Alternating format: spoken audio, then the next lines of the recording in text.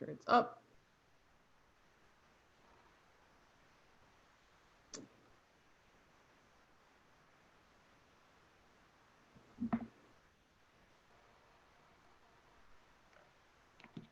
All right, we are live.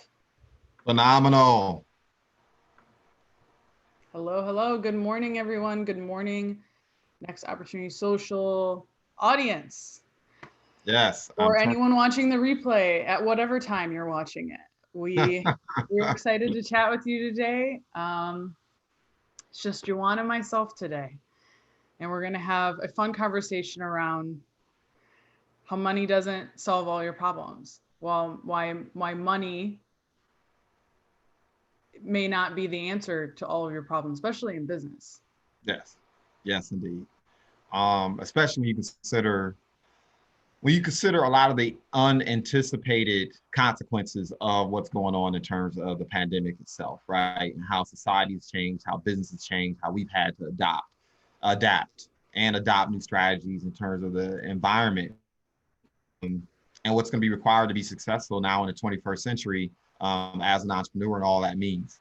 And for those who are listening, one of my biggest concerns has been the fact that you're going to have a lot of money being pumped into the environment, and I'm all for that, right? We need to do what's necessary to prop up and to ensure the financial solvency of small business America. The bottom line is the majority of people who are gainfully employed are employed by small business owners. They are the backbone of our economy. I believe ardently in entrepreneurship. Anyone who knows me knows that. I believe it's empowerment. It gives you control of what happens at your kitchen table. Thus, you have control of what happens in your neighborhood. You can definitely impact the quality of life of your family, your community, and those around you. And so I'm a huge advocate of entrepreneurship, and I believe these monies were absolutely necessary. But what I also am very concerned about is that a lot of the money that is being distributed right now doesn't solve the underlying challenges and the fragility of small business America in the first place, right? The fact that a pandemic was able to, I mean, literally obliterate on the majority of small business owners that were just getting by on very small margins to begin with. And then, of course, you have a situation where, my attitude is this pandemic was just another issue, right? Yeah. 2008, we had the entire collapse of the financial and economic market. Shape or form actually sooner than later, and we're going to be talking about that in a moment. In 2000, you had the dot-com bubble. The bottom line is, as an investment advisor, people used to ask me all the time, this would be for what's going to happen with the market, right? What's going to transpire? And my response was the same thing that's transpired over the last 100 years. It's going to go up, it's going to go down, right? That's the bottom line. That's what's going to happen with the market. And if you're not putting things in place, if you're not adopting strategies, mindsets, incorporating tactics into your business to help you thrive despite good and bad times alike, throwing money at situations is not going to fix the problem. We're going to be right back to where we were. We're going to be right back here 5, 6, 7, 8, 9 years from now when the next quote unquote pandemic transpires. And that's one of my biggest concerns right now with what I'm seeing transpire here in the marketplace. We're basically dumping trillions of dollars in the marketplace, much needed trillions of dollars. But at the same time, there needs to be some systemic way of ensuring that not only do small business owners secure this capital, but when they secure it, they invest it wisely, that we finally put systems in place where you can survive a 2-3 month period of time.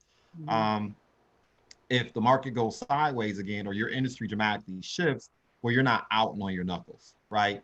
And those are the things I've been thinking about over the last 2 weeks. And I've thought about, quite frankly, almost all my B2B career, but it's really hit home over the last couple of weeks. Yeah, I think that for one,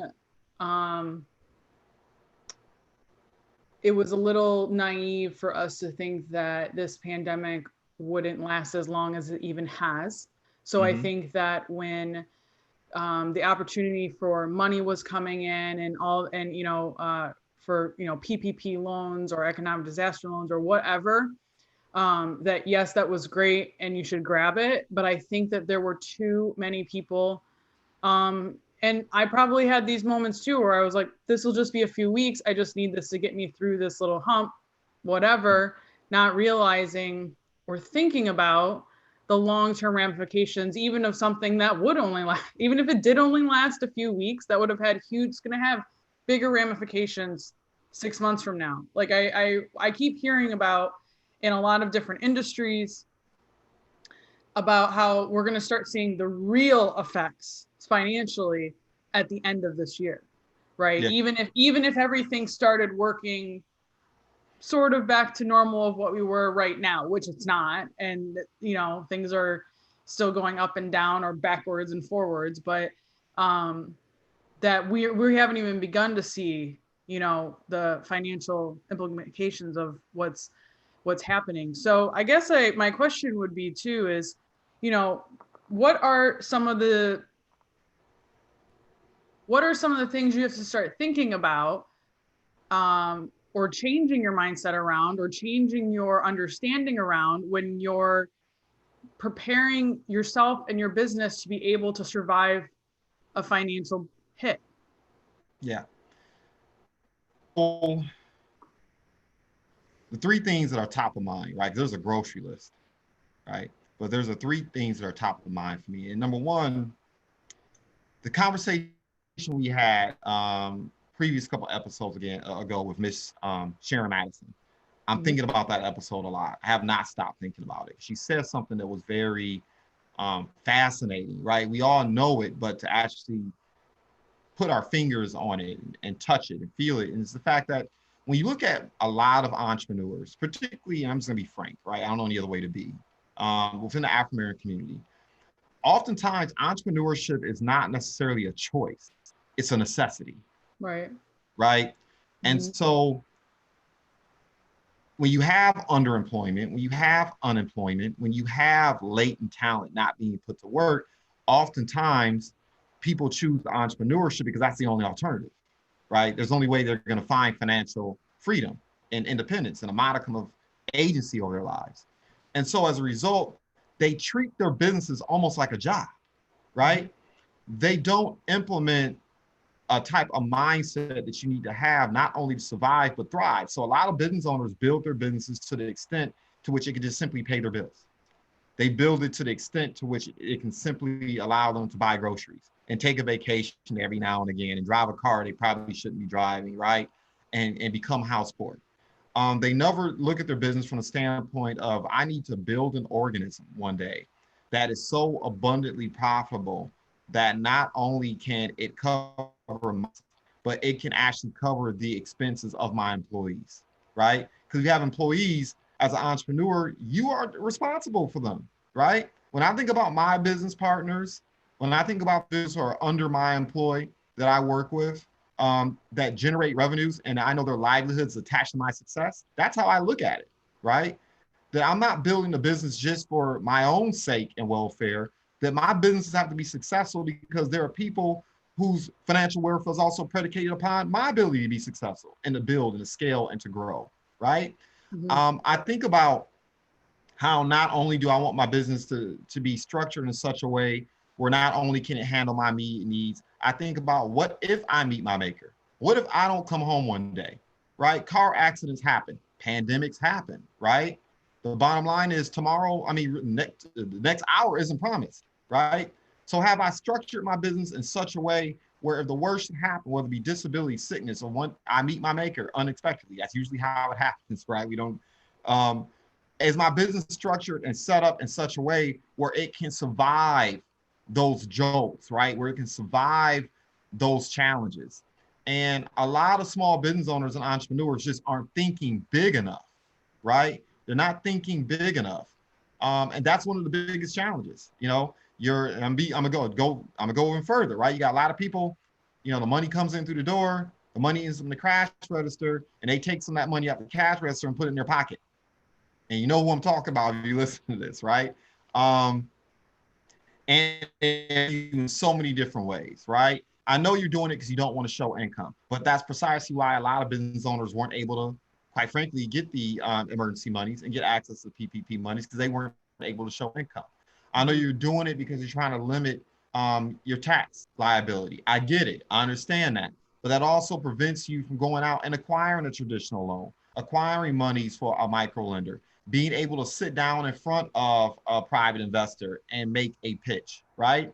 If you're not running your business such a way where you're not aware of a balance sheet, if you don't know what a cash flow statement is or what an income statement is, these are the types of documents, these are the numbers that tell the story about your business, right? And my business mentors have always taught me, and I haven't always been the best at this, I'm willing to admit it, I'm far from perfect. So let me not, I don't want people to get it twisted. There's no judgment here, right? Because we're all guilty of all these different things at some point in time or another in our businesses, right? The bottom line is, I remember people telling me, even as a youth, that look, you never know who's watching you. You never know who's paying attention to you. So be careful about that, right? You may think you're doing something in the dark and there's someone peeking around the corner who's peeping you out. Well, in business, it's the exact same way, right? If you don't have certain things in place, the market becomes aware of that. There's just certain resources, there's certain relationships, there's a certain degree of access you never gain because you're not operating your business in a proper way. Let's just put it that way, right?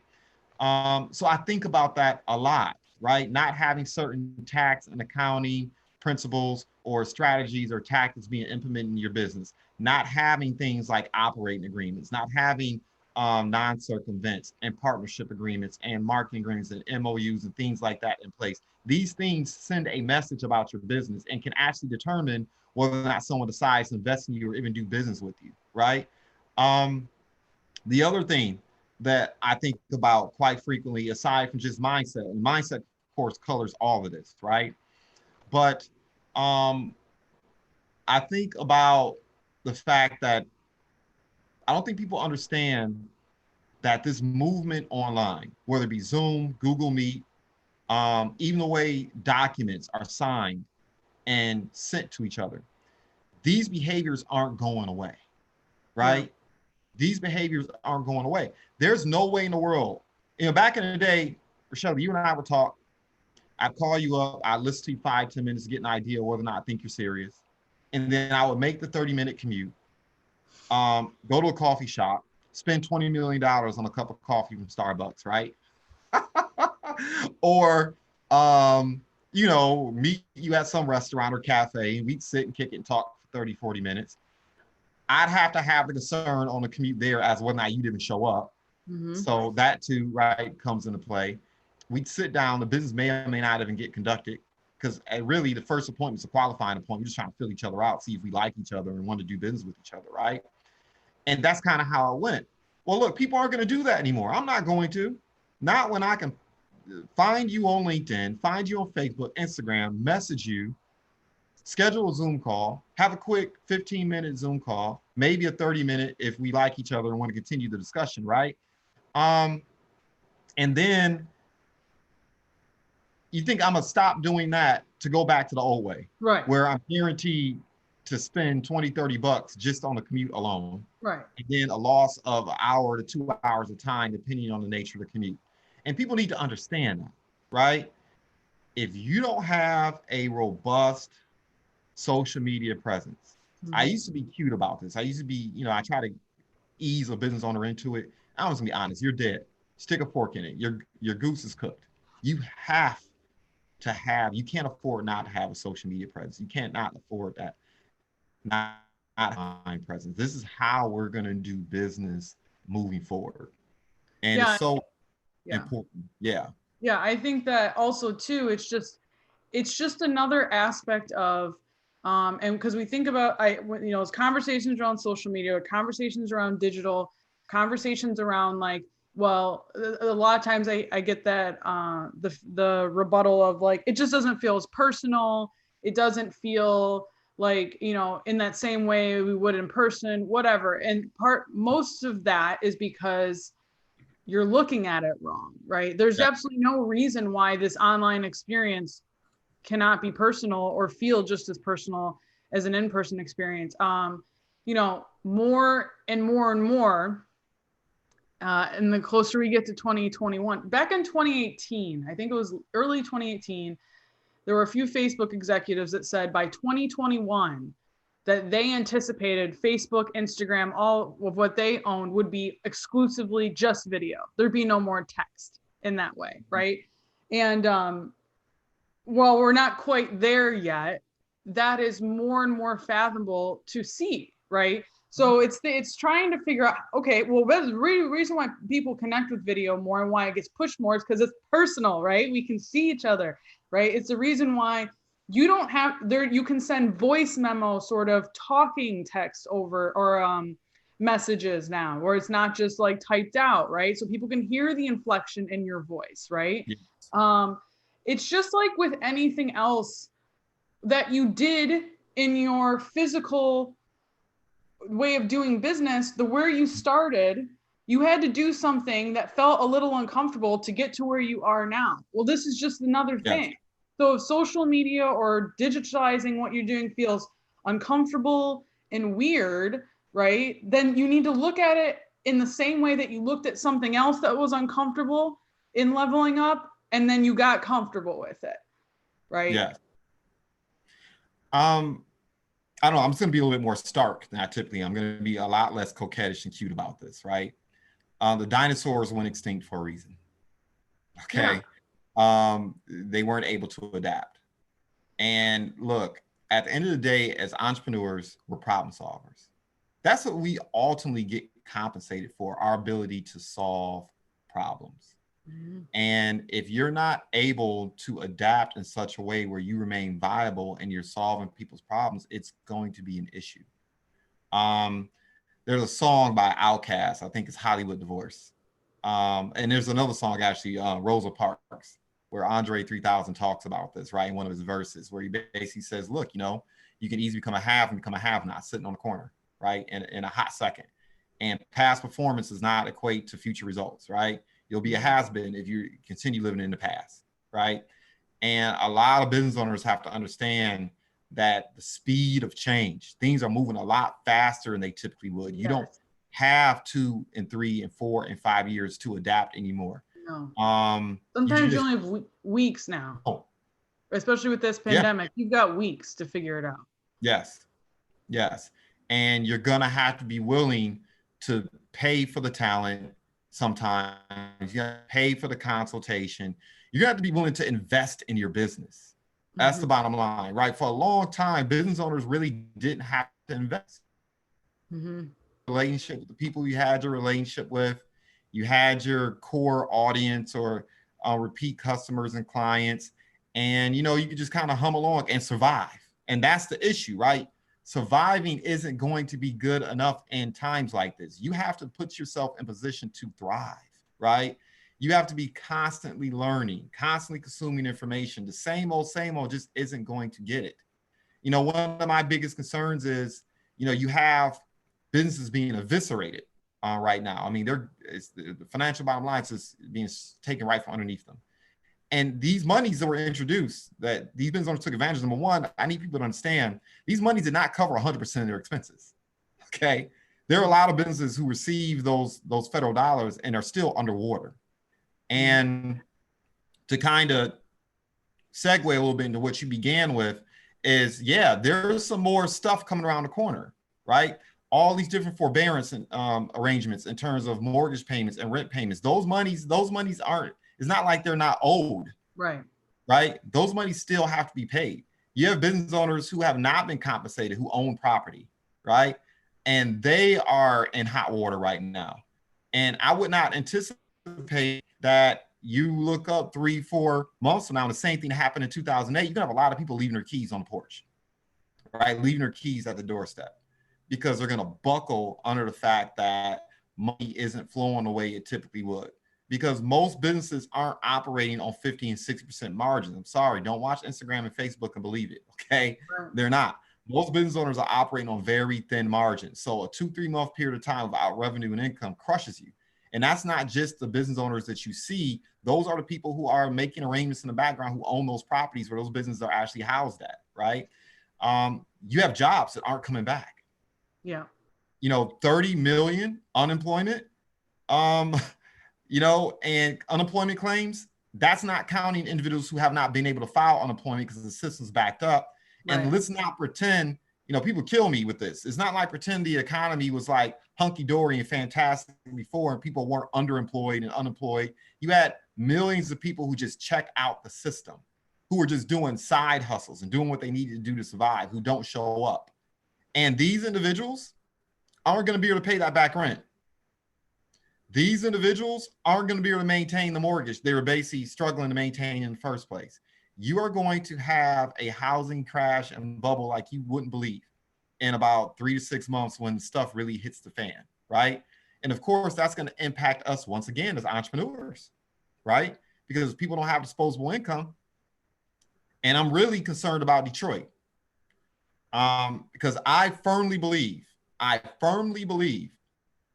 that there are areas, huge amounts of geographic territory in Detroit where the unemployment rate is probably easily 50%.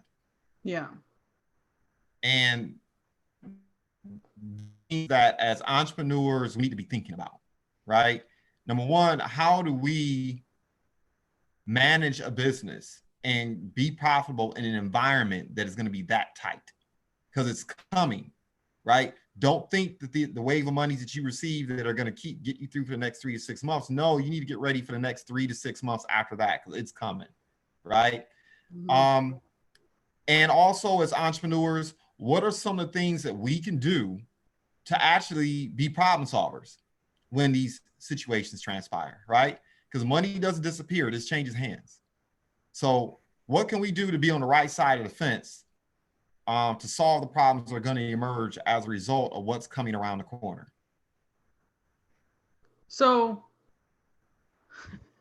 with all of that, it's a lot, with right? all of that, and with people who, I'm sure there are people who are going to watch this and people are watching this that are in the thick of that heaviness right now. It all feels very heavy. It feels hopeless. It feels hard to get up in the morning to figure out what you're doing and why you're doing it and what's the purpose of it all. But if you know though that you need to take this action, you know that you need to take steps, you know that you need to get scrappy, you got to solve maybe different problems. With people who are feeling that heaviness and looking at the future and feeling like this heaviness is going to stick around for a while, because you were touching on and talking about how much mindset is important to all of this. What are some of those starting things you can start working on with mindset to start? I think it's naive to think that heaviness is just going to lift, right? I think it's going to stay. I think people need to kind of come to grips with that. This is going to feel heavy for a long time, but you still have to somehow work through or with that heaviness, right? And so what are some of those mindset things that are going to break you past that 40K mindset to the $1 million mindset to whatever, that you need to start working on? Right. Number one, you got to get skinny. You have to get skinny, right? If you're reading these books from a lot of these business owners and icons that have published their work over the last several years, talking about their stories, the one thing that you're going to find that they all have in common is they can get skinny real quick, right? Mark Cuban talks about in numerous interviews how he was running 2 and 3 multi-million-dollar businesses and literally sleeping on the floor. Right. He wasn't out buying cars to impress his friends. He wasn't out buying the most expensive clothes so he could show up and peacock, right? He wasn't doing those things because none of those things ultimately matter. I've heard it said like this, that, show me your family and friends and I'll show you. Look, I have the attitude that you have to pay rent to exist in between my ears. You have to pay rent, right?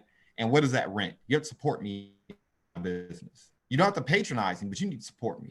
When I talk to you, I need to hear good things. I need to hear encouragement.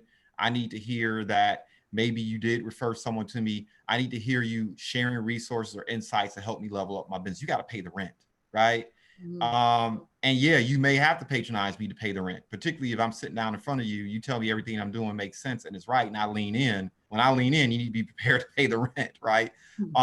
You need to be around individuals who are having success. Once again, money doesn't disappear, it changes hands. So You may have, I'm not saying diss your current circle. I'm not saying dismiss the people that you've come up with, that you work with, your business partners, your friends, your family, but you may have to distance yourself from some people and make some new friends. Get around individuals who are on the right side of the fence. Learn what strategies they're employing. Learn what tactics they're employing. Learn how they're going about building their business, right?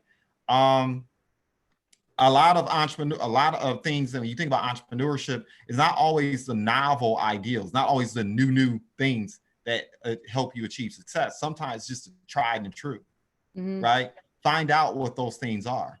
I pay close attention to you. I pay close attention to business owners who, quite frankly, are 20 years my junior, because you see things that I don't see, right? You see things coming before I do. So I pay attention to those things, and I'm very quick. I don't spend a lot of time ideating. I do ideate, but I don't spend a lot of time inspecting the roots, right? If somebody's doing something that works, it's legitimate, they're working with integrity, they're working with speed, they're having success, I don't spend too much time trying to dissect what they're doing. I figure out what they're doing, and I immediately apply it. Immediately. Right. I don't waste any time, right? And business owners have to get to the point where you adopt that mindset. Once again, past performance does not equal future results. It's just like sports, right? A team wins the championship. If you're a musician, you win an award the previous year, you got to put in the same amount of work. You got to, matter of fact, you got to come back stronger than you did before to go win that championship again. Business is very much like sports, right? That's a mindset that you're going to have to adopt. Something that we take for granted. You go to middle school, you go to high school, you attend college, all this learning to get a job, right? And then you start up a business and you think that you're going to learn what you need to learn in 2 minutes, 2 hours, or 2 weeks to become a multimillionaire in that business. Look, if it takes you 16, 18, 20 years of your life to get a job that barely pays you 6 figures, and it took that much preparation to get that JOB, there's going to be some preparation. There's going to need to be some learning you're going to need to do to be successful in your business. Having a good game in terms of being able to talk and communicate, that's important. Being able to build relationships with people, that's important. But you better know your industry. Yeah. Like, you can't be lazy about that. You know your industry, right? You have to understand what your deal is and what your value proposition, backwards, forwards, upside down, sideways, diagonally, et cetera, et cetera. You better know who you're taking aim at and what your value prop is, and know it like the back of your hand, right? And you have a lot of individuals that have been able to get away with not having to have that level of commitment, right? Because the market was soft. It was soft. There was plenty of money. There was plenty of opportunity. You could take shortcuts and win. Well, over the next 3 to 6 months, man, those shortcuts aren't going to be available to you. And so when you talk about mindset, these are some of the things that I think about, some things that I observe, that I hear in conversations with individuals that have to be addressed if you're going to get through this period. And not only, once again, survive. Like, I'm tired of that. Like, thrive, like win, like get ahead, where you can be like other individuals where this pandemic, they just kind of brushed off the shoulders and kept it moving, right? That's where you want to get to. And those are some of the mindset and some of the attitudes and even some of the approaches that I would encourage people to adopt. And I'll share this, and I'll step aside because I know you have plenty to share on this as well. But look, I'm not going to tell you to abandon social media because you won't hear us. but look, some of you need to abandon social media. Yes. Straight up. Some of you are spending too much time on social media. Here's a question I have for you listening in. Who is determining the trajectory of your life and your business? If you're waking up at 5, 6, 7, 8 o'clock in the morning, the first thing you're doing is checking some email. The first thing you're doing is looking at some social media feed. The first thing you're doing is watching the news. Look, your brain is like a computer. It runs on software, on inputs. And whoever's making the most inputs into that mental cortex of yours, that's the person that's determining your trajectory for your life. So how much time are you spending asking yourself, what do I need to learn today, before you have someone else dictate to you what you should be thinking about? How much time are you spending thinking critically about your goals and taking inventory? Like, How much progress did I make yesterday? What do I need to do differently today? How much time are you spending taking time looking at your vision statement and your affirmations? How much of the inputs going into your cerebral cortex that ultimately has an impact over your health, your mental mindset, your spirit, and your soul, and how you feel about yourself? How much time are you taking making sure that the right inputs are going in, right? Because if you're consuming that social media, man, there's a lot of nonsense out there right now. If you're watching, I watched the news for the first time 2 days ago in like weeks. I'm just being honest. I don't watch the news. Yeah, I was going to say, I'm surprised you watched it. And it was just because somebody else was watching it. I was curious. I was like, well, so what's going on? I was like, oh, nothing's going on. Same stuff's been going on. Murder, murder, kill, kill. The world is going to hell in a handbasket. Look, go to work if you can and live underneath your mattress and hide, right? Yeah. You watch the news, that's what you're basically getting. No, you can't be successful as an entrepreneur. Inputs, right? Get clear about who's determining your trajectory. Get clear about whose agenda or software are you operating on. Is it the world software? Is it your bill collectors? Is it your boss? You know, I'm gonna say something that's gonna offend people. People say, well, God got the will. Does he? I think God would be pretty upset if you turned around and took his name in vain. And the reality matter is social media is that person for you, right?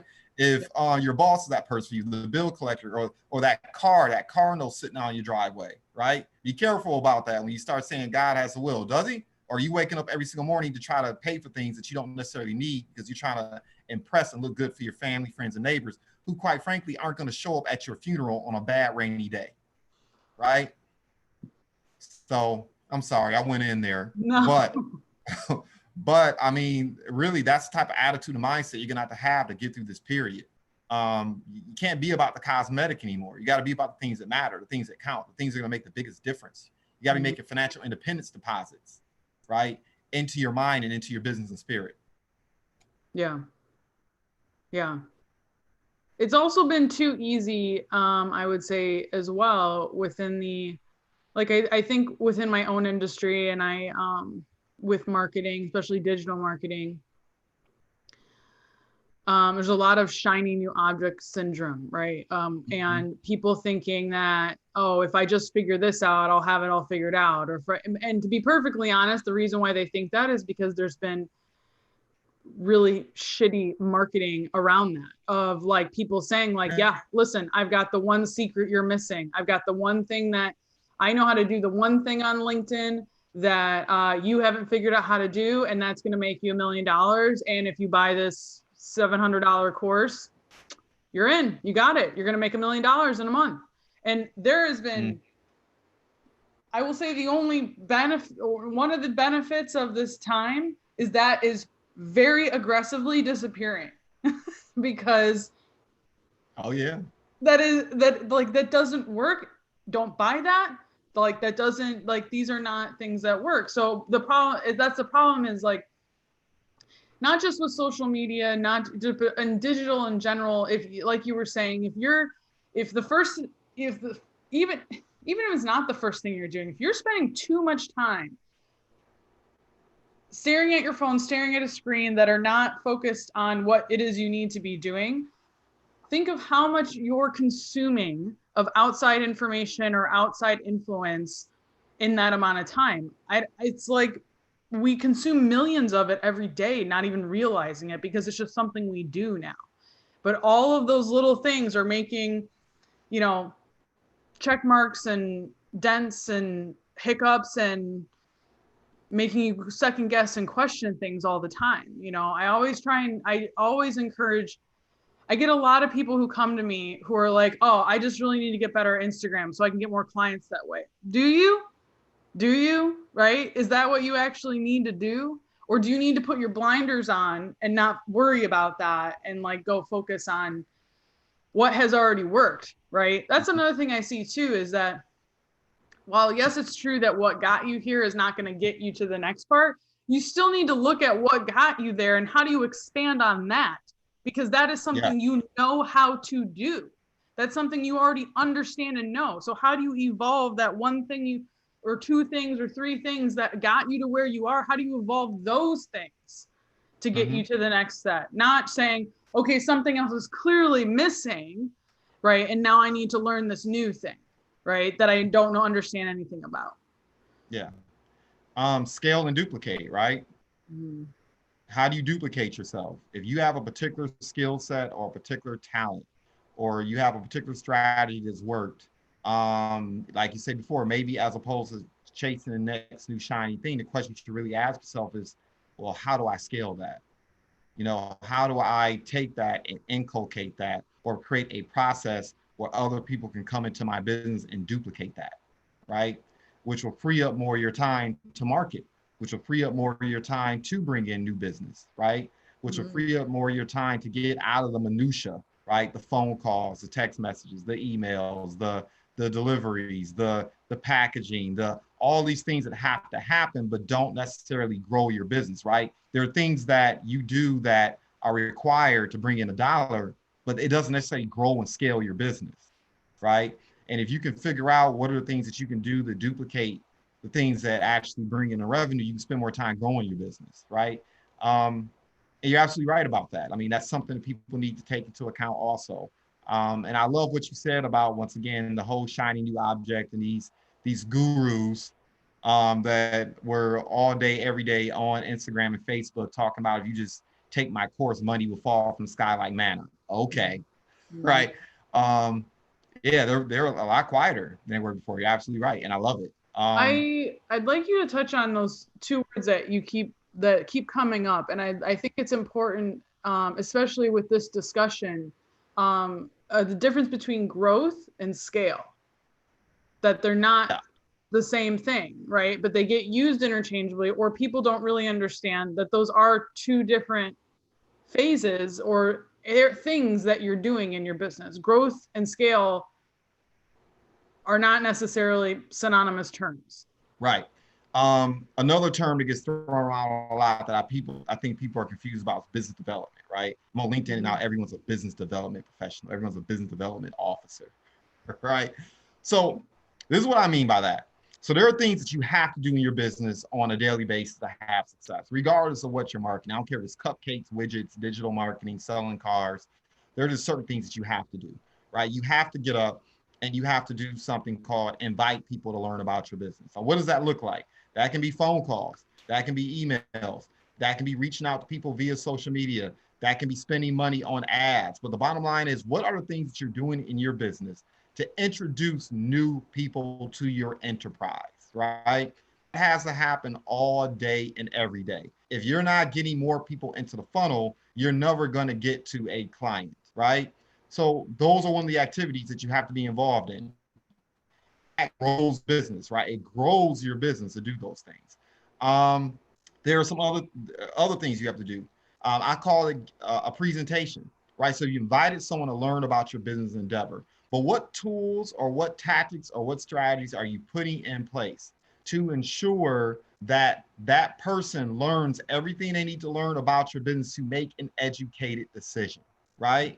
So whether that's a Zoom call and you're giving a presentation, whether that's a video or some audio that you've curated or paid someone to curate for you that tells the story about your business, your service, and what the value prop is. How many times per day is someone that's been invited to learn about your business? They've seen the commercial, quote unquote, and now they're going to walk into the store, your business, whatever that looks like for your business model, and actually learn specifically what it is you do. And you have an opportunity to really educate them from point A to Z, right? The other thing that you should be asking yourself, and these are things that grow your business, right? So someone's seen a presentation, they make a decision to become a customer. But there's a difference between a customer and a client. A customer is someone who patronizes you. They party with their hard-earned cash, but you're not done yet. You got to make that person a happy customer, right? You got to make sure that they're happy. What systems do you have in place to make sure that once they acquire your product or service, they're feeling really good about it? You ensure they derive they paid for, and they feel so good about it that they'll either patronize you again or tell other people about you, right? So what are you doing to make sure the user is on 10 about their experience, not only since the time they met you, from when the time they acquired your product service? These are things that are required to grow your business, right? And if you are creating happy clients, what systems do you have in place to recreate referrals or repeat clients, right? Whether it's incentives, whether it's advertisements, whether it's announcements, whatever the case is, what are the things that you're doing to create a situation where someone patronizes you, you convert them from a customer to a client, they're a happy client with you, but then you turn around and make them an advocate of your business, right? And if you're focused on these things on a daily basis, you should be growing every single day. And you don't need to get 20% better in one day. If you get 1% better every single day, at the end of the year, you're 365% better. Trust me, you'll love your life, right? If you get 0.5% better every single day, it can be incremental. But what are those things that you're doing? So these are things that grow your business. These are the things that create more revenues, but it doesn't necessarily scale, because if you think about it, these are all things that you're doing. If you don't get up in the morning and do it, it doesn't happen. When you talk about scaling your business, you're talking about putting in systems, right? Or you're talking about duplicating yourself. So I use Zoom calls to present one of the product offerings to the business owners in the marketplace, right? So I'm a marketer, a franchisor with Small Biz and Legal Shield. I use Zoom calls quite frequently to present that service and product to business owners that I'm networking, interacting with, among other business lines that I have. Well, over the last 2 weeks, I've spent a considerable amount of time working with a small cadre of individuals. I've been looking at my presentation and asking myself, what are the elements of presentation that can be easily duplicated? How can I duplicate my presentation in such a way where someone can come into my business, look at the presentation, and almost verbatim parrot that presentation to understand why they're parroting it, saying different words, and go out and duplicate that presentation, right? And finally, after a couple of weeks of kind of fine-tuning the presentation, fine-tuning the content, doing some practice presentations with some of my new business partners, now I have several individuals who can actually go out and give that presentation. And it will be just as almost as if I was doing it, right? And get relatively the same results. That's scaling now. Now I have several presentations taking place in my business on a daily and weekly basis that I no longer have to give, right? Scaling can also involve technology, right? What are things that you can implement into your business that automates emails, that automates social media posts? And I know this is your wheelhouse, right? What are the tools that are available that save you time, right? Where you can automate a lot of the content that you need to share out to invite people to learn about your business. The use of technology is very beneficial that way, right? In some respects, what I just shared, creating a video, something I'm gonna share with the group that has worked like gangbusters for me. And I started doing it, I went away from it, and I've come back to it again. But what I would do once someone decides to patronize me, whether it be for service or 15 minutes later, I would literally take out my phone and I would say, thank you, Rachele, so very much for being a client of mine. I really appreciate your time. I really appreciate your trust. You know, I'm about this entrepreneurship life, and I want to make sure everything I provided to you actually allows you to level up. So it's important. I want to make sure that we follow up together. And look, these are some of the things, A, B, C, and D, that we discussed. And I want to make sure that you make progress on these things. So absolutely important to me. Look, let's schedule whether it be a quick 15-minute Zoom, quick 15-minute conversation. Let's chat again in about 2 weeks, and let's discuss how these services and products accomplish A, B, C, and D and help you achieve your goals. Now, I would send that 15-minute, I would record it. 15 minutes later, I would send it. And you know what I found many of my clients were doing? They were taking those videos and they were sending it to other people. Yeah. And I was getting phone calls from places and people whom I did not know. And I would ask them, so how'd you hear about me? Or so-and-so shared a video where you were talking about some of the services and products and how you helped them. And I want to learn more about it. Right? Very effective way to go about doing what? Scaling your story, right? A very effective tactic, right? So when you think about scaling, you're asking yourself, what are the systems, the things that you can put in place that don't require you to wake up in the morning and tell that story and do that work and answer that email, answer that phone call, deliver this, deliver that. What are the systems that you can put in place to duplicate your efforts, right? And that's a real rudimentary understanding of what growth versus scaling is. And I can get real nerdish and go even deeper than that, but I hopefully that captured the gist of it. Yeah. So I think it's important to like understand, especially where you're at right now in your business. Like, are you doing more growth work? Are you doing more scale work? And there's no right or wrong answer around that. Based on where you are, where you're at and what you're doing, you might need to be growing more before you can scale, right? Right. But it's just understanding that, or are you not? I see a lot of people try and scale before they've even grown.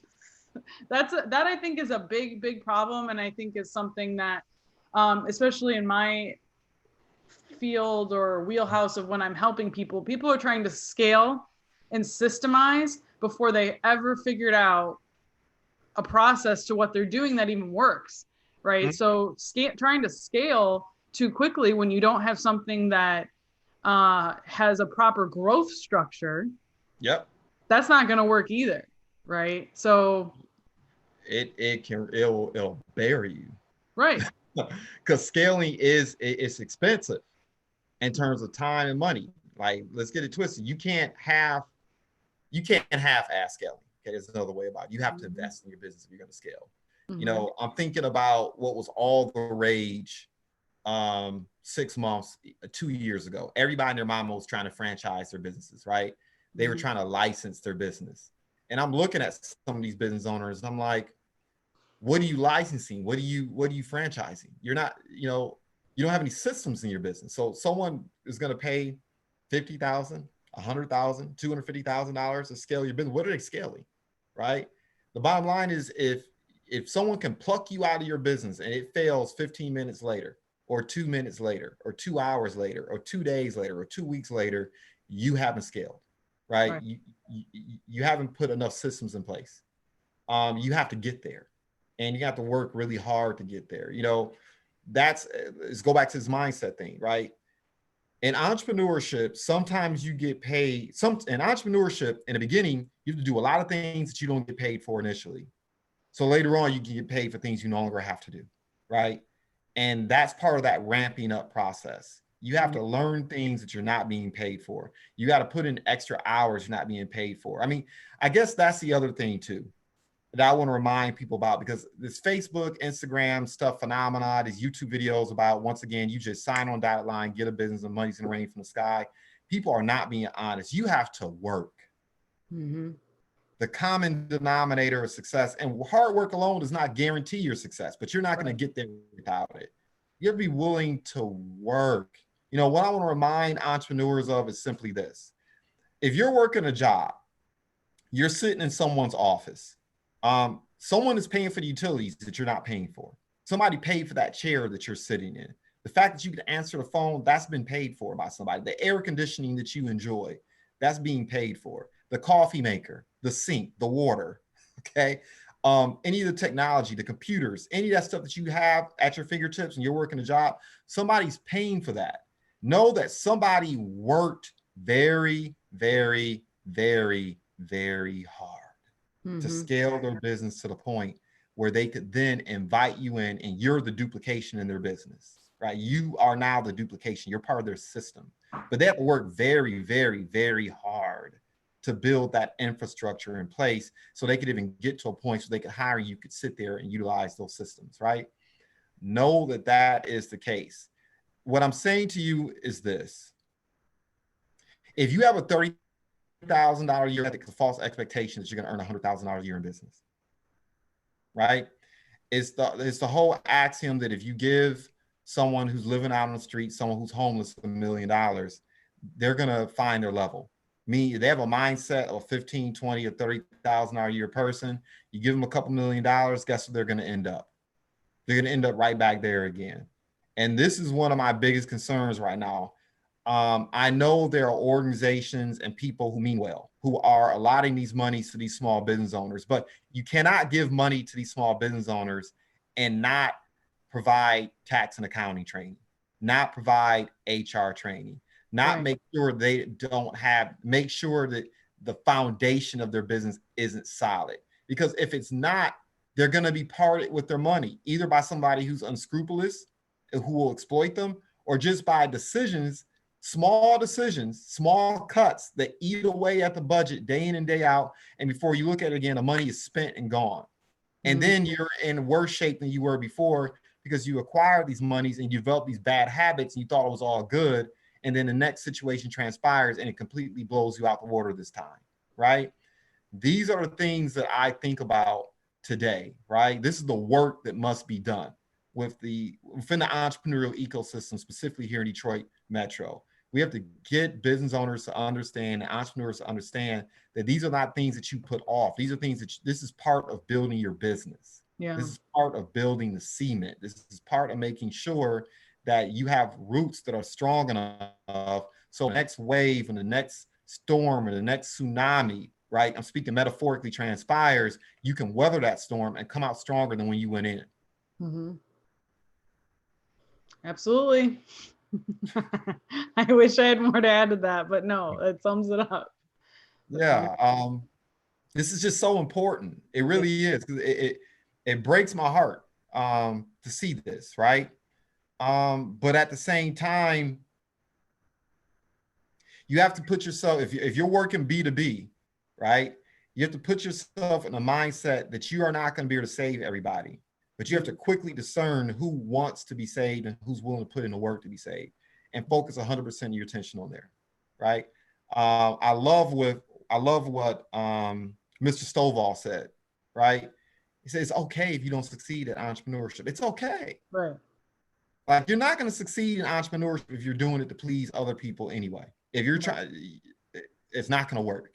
So look, if you're not about the entrepreneurship,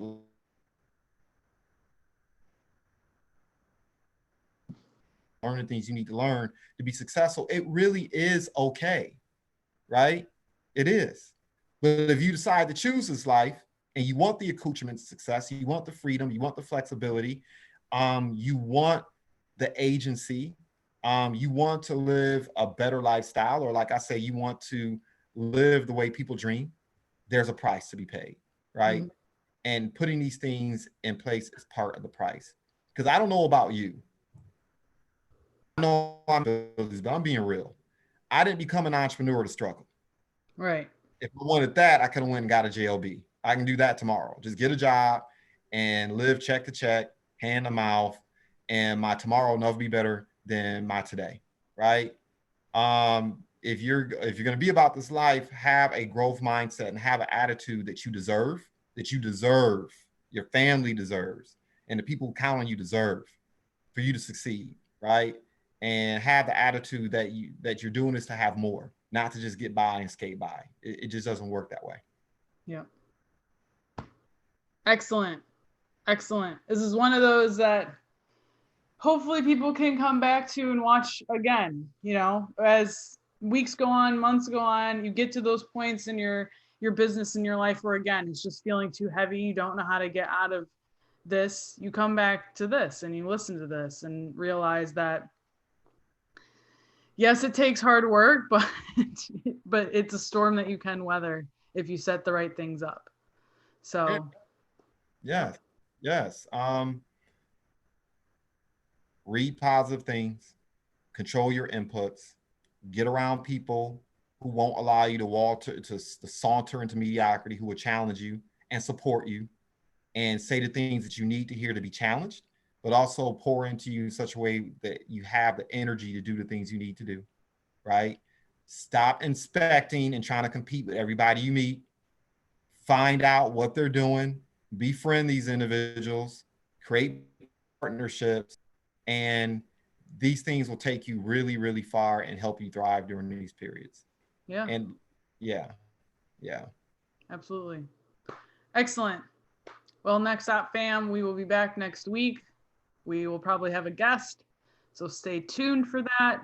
And we'd love to hear your comments and input and thoughts and feelings around all of this discussion today, because we know it's a little heavier. We hit some truths out there that sometimes take a minute for them to set in. So please share as well with anyone you think who needs to hear this, right? Who is having these moments as well. We'd love to have discussions with them too. So Thank you all again.